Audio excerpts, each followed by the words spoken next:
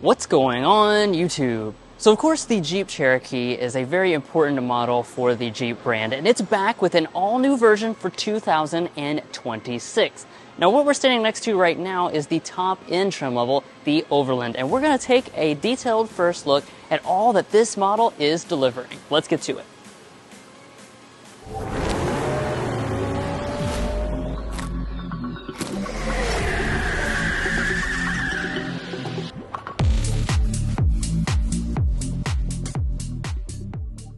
Now taking a look at the design of this model, of course the new Cherokee in general is really keeping with that traditional Jeep design. It has a very boxy presence that I think looks quite a bit better than the previous generation, just kind of giving it more of an SUV-like stance.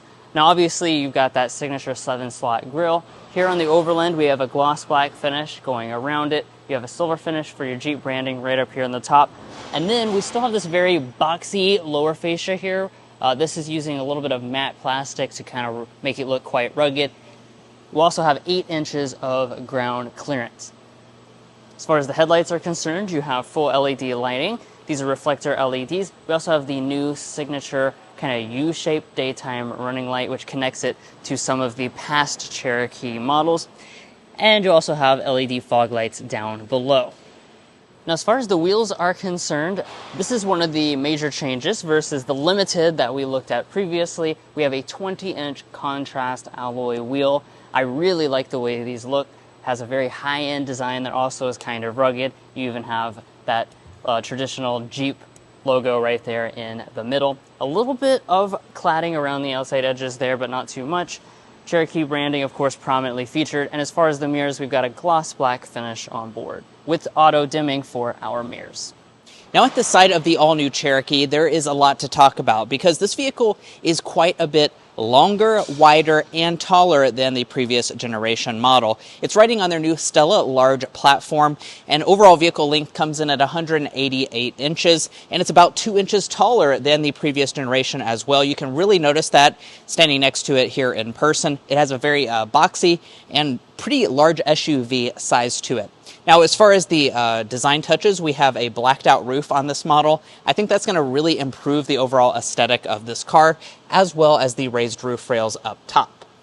Now, as we head around to the rear design of this Cherokee, you will notice once more, it's going to have a lot of squared off and boxy elements. Of course, you kind of expect that from the Jeep brand, but it is going to be fully modernized for this new Cherokee. So we have a spoiler up top. We have our wiper right through here.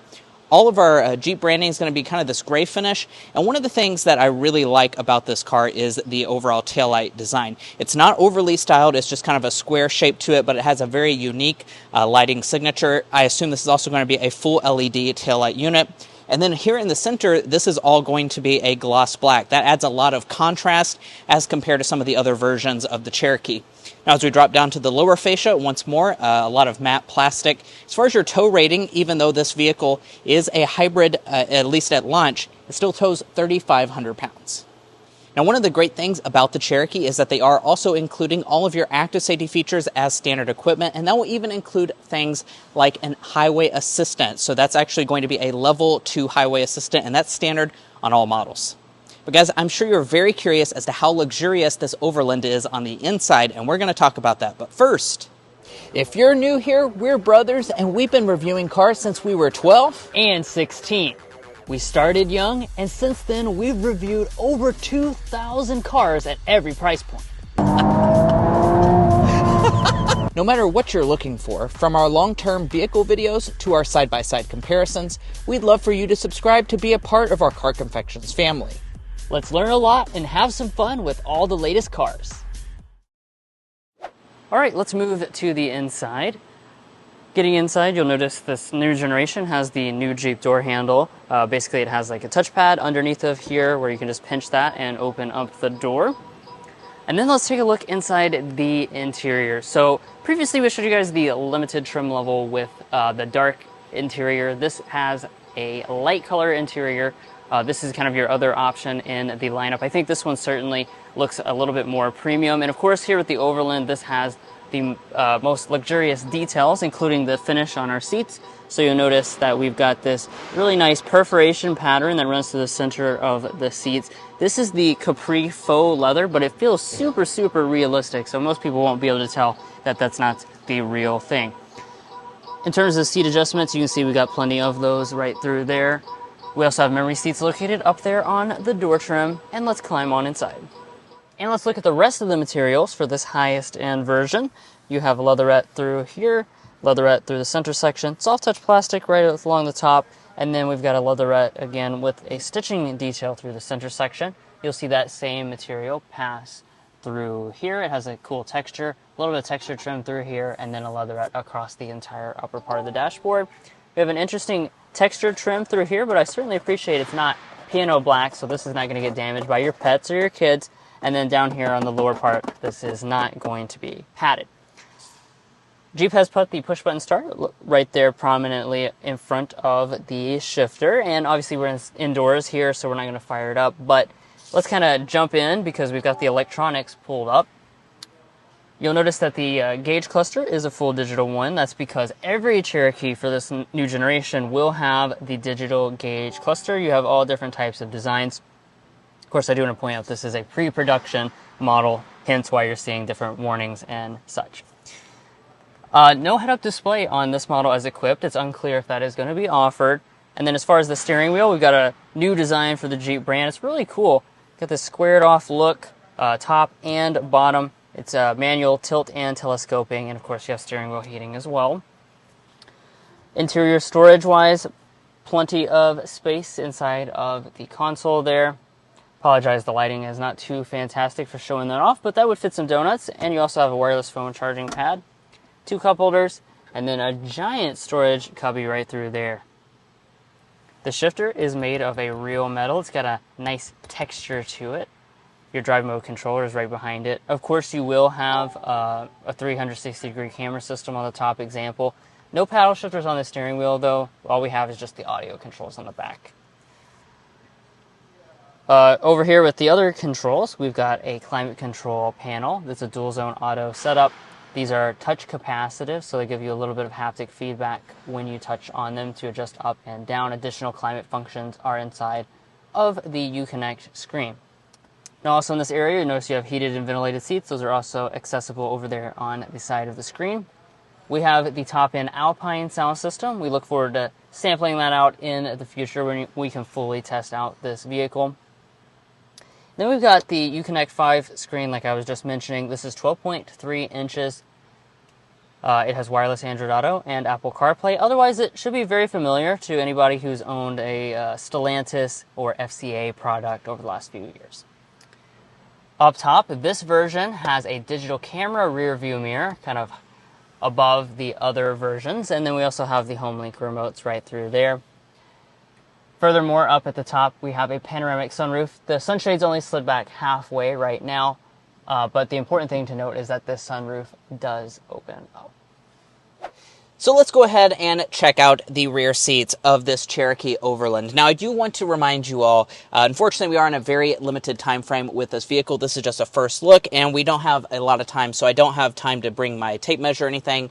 But you can see that in our other previous Cherokee Limited review if you'd like to check that out. Now, I do want to mention the overall space of this vehicle because of that extra length on the outside, we have extra rear legroom, about an inch extra according to Jeep. 41.3 inches of legroom is what we are sitting at for this model, which means that that is going to be at the very top end of the class. And as far as, how much knee room I have plenty. My feet can slide up underneath of the seat, and the seat themselves do recline just a little bit, not a ton. We have a fold-down center armrest with 2 cup holders inside. And then let's go ahead and take a look at the center area here. So we have 2 vents right through here. And one of the things that I'm noticing that the other versions of the Cherokee didn't have are these heated back seats. So that's nice to be offered on this model. Down below, we also have a household-style outlet to keep things charged up, as well as 2 USB ports. If you look at the door trim, they did cheap out a little bit, so we do have a little bit of hard touch on the upper part, but the rest of the door trim is nicely done with a lot of leatherette and door storage down below. So let's go ahead and check out the cargo area. Of course, we do have a power tailgate. as you can see.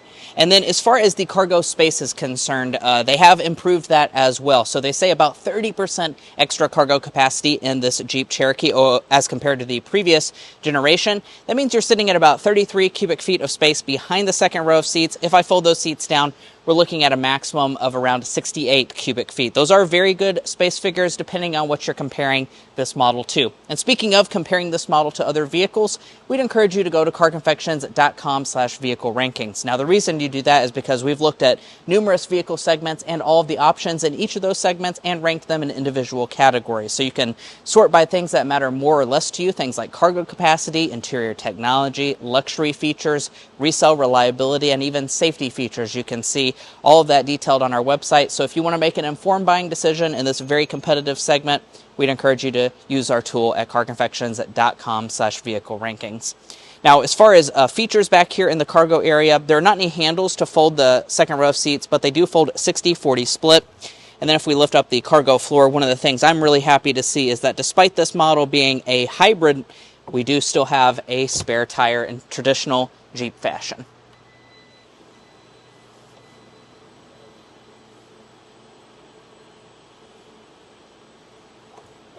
Now we're standing over here with a previous generation model. Actually, we have all of the previous generations located behind, because I want to talk about one of the more important aspects that is changing, between these old ones and, of course, that brand new one, and that's that we're moving to a new hybrid system. So this is actually the first Stellantis traditional hybrid system to be offered in North America.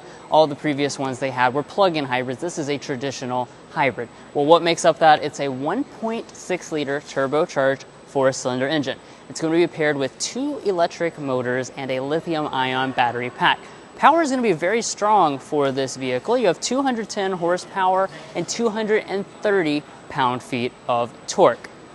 Now you have a 2-motor EVT as your transmission, and of course you have a 4-wheel drive system. It is a Jeep after all, so you expect that. This is a real 4x4 system as well, so it does have that physical connection. It's not using an e-axle. Now, in terms of fuel economy, that of course is very important for this vehicle, and it's going to be a big step in the right direction. We have up to 37 miles per gallon combined. Jeep actually thinks that it should be able to get about 40 miles per gallon on the highway as well, once the vehicle is officially rated by the EPA.